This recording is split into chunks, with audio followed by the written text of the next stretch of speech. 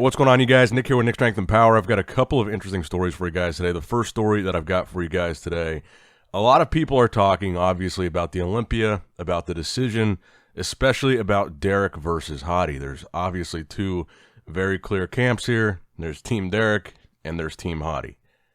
And the Hadi Choopan fans have been pretty outspoken, saying that they think Hadi got robbed, saying they think Derek didn't deserve to win.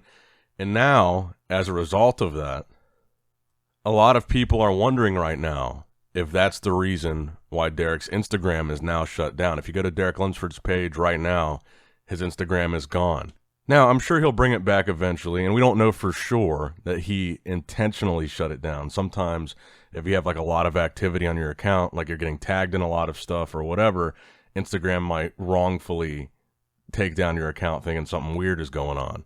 Or if you get a lot of followers all at once, Instagram could maybe think you're getting fake followers. And obviously, he got a lot of attention this weekend, so his Instagram was really probably popping off. And look, that's totally fine to question the decision. That's the name of the game of bodybuilding. That's the fun part, is to talk about the results.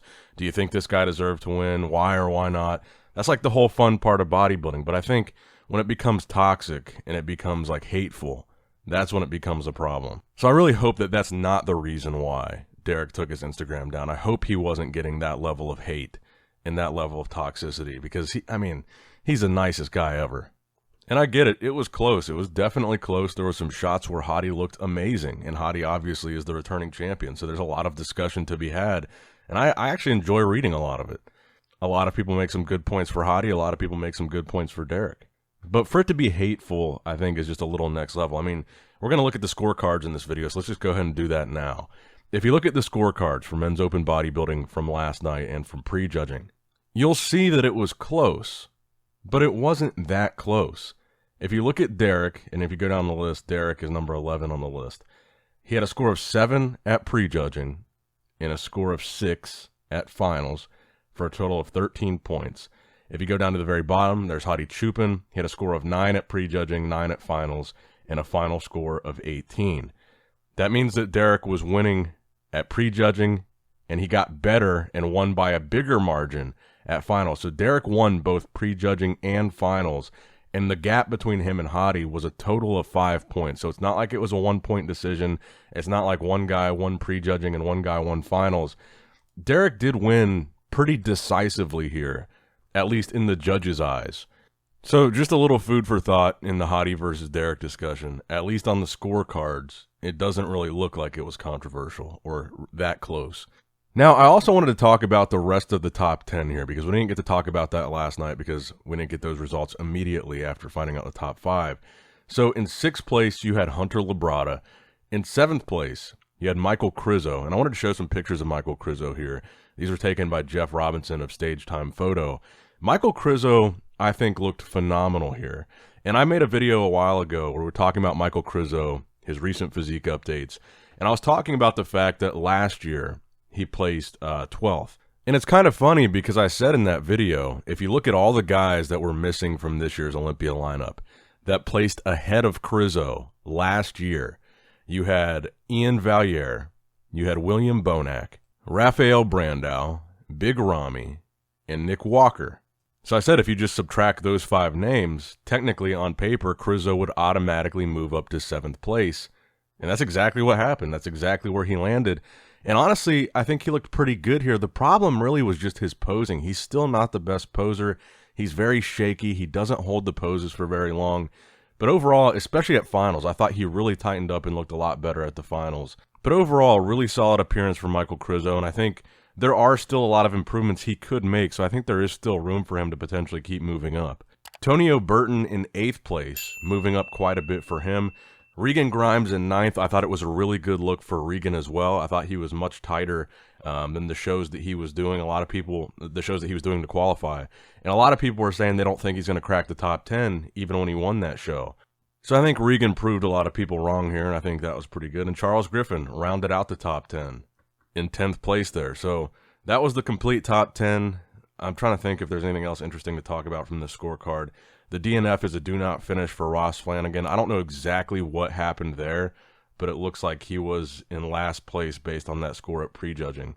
But let me know what you guys think in the comments below about the top 10 results here. Now, next up in the news, a couple posts from Hadi after the Olympia. He put up one post congratulating all the champions, which included a picture of Derek on that. So that was good.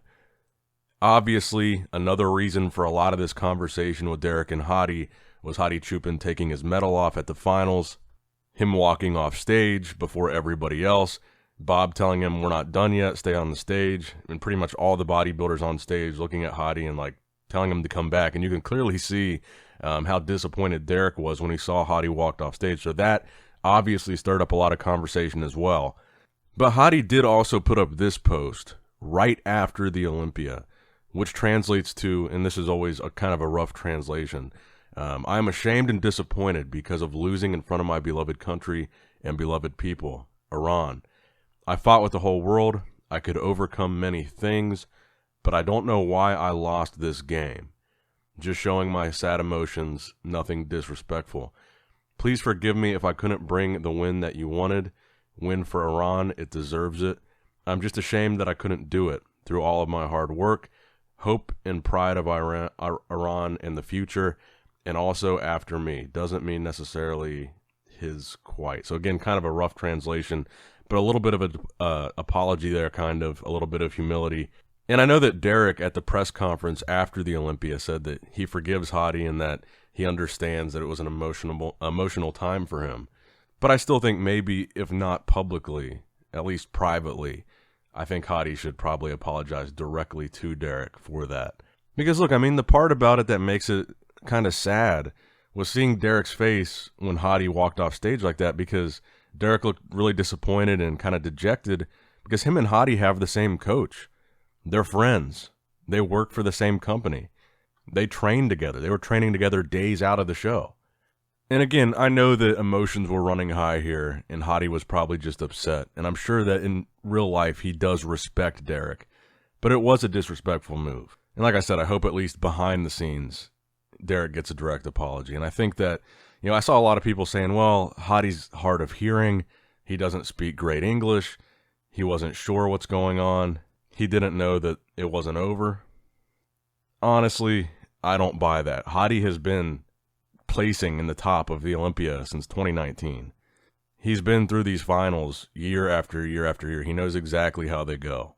And he's not blind. He could see that everybody else was still there. He could see that everybody was motioning for him to come back. He could see that everybody was still taking pictures. He could see Bob. He had to walk past him. And he can read lips.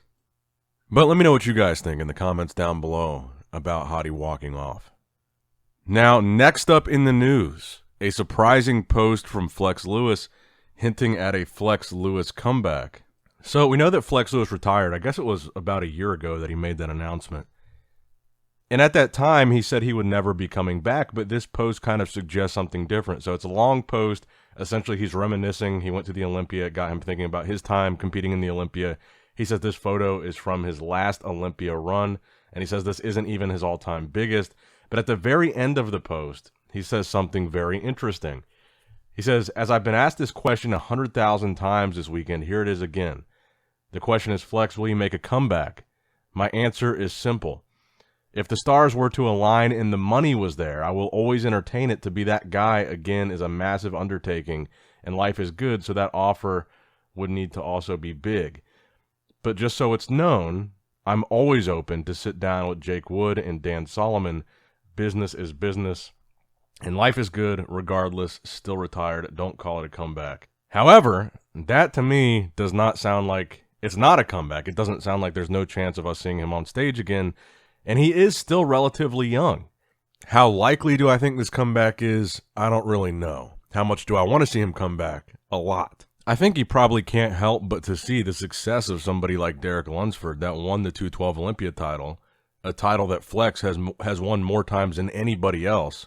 And seeing Derek become the first ever crossover champion between 212 and Open, it probably made Flex kind of put himself in Derek's shoes and wish that that were him, because that's what Flex said when he first talked about going to Open, was he wanted to be the first ever champion of both divisions, and now Derek has done that. So I'm sure that's probably in the back of his mind, but let me know what you guys think in the comments below.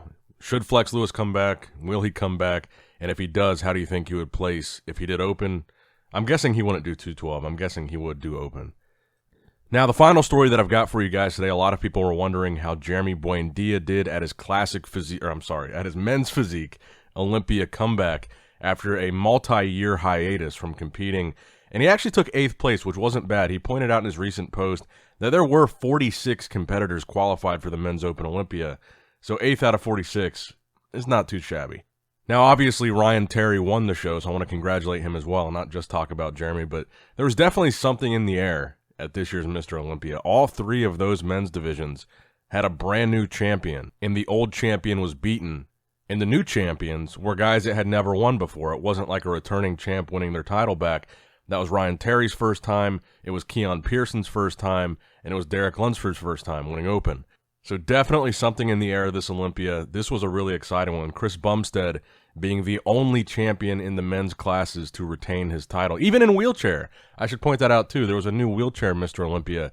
Harold King Kong Kelly, who usually wins it, didn't win this year. So 4 of the men's divisions had brand new champions. So I thought that was really interesting. But let me know what you guys think in the comments below. That's going to wrap it up for the video, guys. I hope you did, in fact, enjoy it. Make sure you like the video, subscribe to the channel, and click that bell notification icon. I love you guys. Appreciate you guys. Nick Strength and Power, signing out. All right, guys, don't forget to click that like button and subscribe to this channel if you enjoy the content. Also, check out my Instagram at NickStrengthPower. My Facebook page, which is simply Nick Strength and Power. My secondary YouTube channel, Nick Strength and Vlogs, for vlogs and bonus content that you will not see on this channel. And consider subscribing to my 3rd YouTube channel, Nick Strength and Pokemon, which is all things Pokemon and trading card games, completely unrelated to this channel. So if you're into that, give that one a look. And all links to merchandise and social media will be in the description box below. If you guys want a Nick Strength and Power t-shirt, that will be in the Shopify link below. Have a great day.